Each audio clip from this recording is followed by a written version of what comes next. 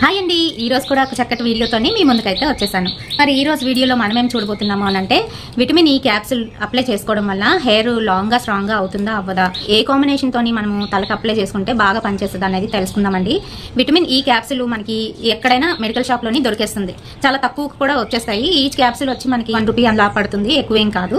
అయితే ఈ క్యాప్సూల్ ప్రతి ఒక్కరికి పడుతుందా పడదా అనేది ముందు తెలుసుకోవాలండి. కొంతమందికి ఏంటంటే సెన్సిటివ్ స్కిన్ ఉండడం వల్ల ఫేస్ కి అప్లై చేసినా లేదంటే హెయిర్ కి అప్లై చేసినా ఇచ్చింగ్ ఇంకా అలాగే రెడ్గా అయిపోవడం ఇలాంటివన్నీ కూడా జరుగుతుంటాయి అనమాట. అందుకని కొంతమందికి పడుతుంది, కొంతమందికి పడదు.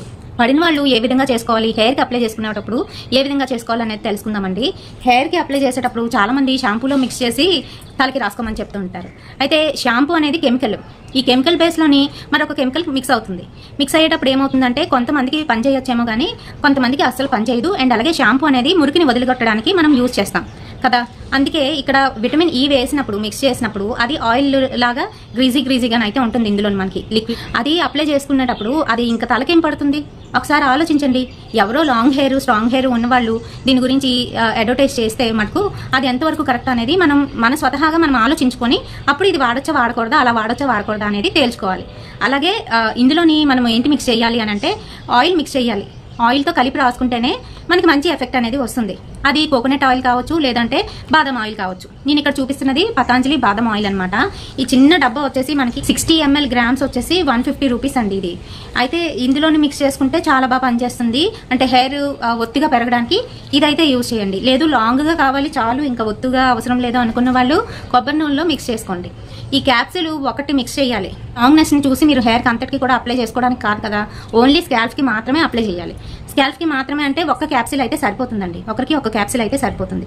అందులో ఉన్న లిక్విడ్ ని ఒక చెంచాడు ఆయిల్లోని ఈ బాదం ఆయిల్లోని మిక్స్ చేయాలి. బాగాను మిక్స్ చేసిన తర్వాత మీ కుదుళ్ళకైతే మసాజ్ చేస్తూ అప్లై చేయాలి. ఒక రోజు అయితే అలా వదిలేసేయాలి. లేదంటే నైట్ టైం అప్లై చేసుకొని మార్నింగ్ హెడ్ బాత్ అయితే చేయాలి. ఇలా చేయడం వల్ల హెయిర్ గ్రోత్ అనేది బాగా ఎక్కువగా ఉంటుంది. ఇంకా అలాగే హెయిర్ వాల్యూమ్ కూడా పెరుగుతుంది.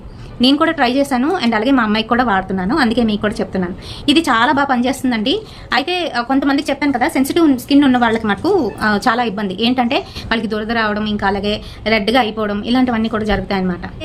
ఇది వారానికి ఎన్నిసార్లు పెట్టుకోవాలి అని అంటే వారానికి కనీసం 2 సార్లు అయితే ఈ రకంగా చేస్తే మంచి రిజల్ట్ అయితే వస్తుంది. మరి మీరు కూడా ట్రై చేయండి. వీడియో నచ్చినట్లయితే తప్పకుండా ఒక లైక్ అయితే వేయండి, షేర్ చేయండి మీ ఫ్రెండ్స్ అండ్ ఫ్యామిలీ మెంబర్స్కి. మరిన్ని ఇలాంటి వీడియోస్ కోసం మన ఛానల్ని తప్పకుండా ఫాలో అయిపోండి. నాకు ఈ ఛానల్ ఒకటే కాదండి, ఇంకొక ఛానల్ కూడా ఉంది. దాని పేరు SRK తెలుగు బ్యూటీ టిప్స్. ఇది SRK టిప్స్ ఛానల్. ప్రొఫైల్లోకి వెళ్ళినట్లయితే అక్కడ మీకు ఒకదాని తర్వాత ఒకటి ఛానల్స్ అయితే కనిపిస్తూ ఉంటాయి. నచ్చితే ఆ ఛానల్ని కూడా సబ్స్క్రైబ్ చేసుకోండి. సో ఈ వీడియో మీ అందరికీ కూడా ఉపయోగపడుతుందని అనుకుంటున్నాను. తప్పకుండా రేపటి వీడియోతోని మళ్ళీ కలుద్దాం.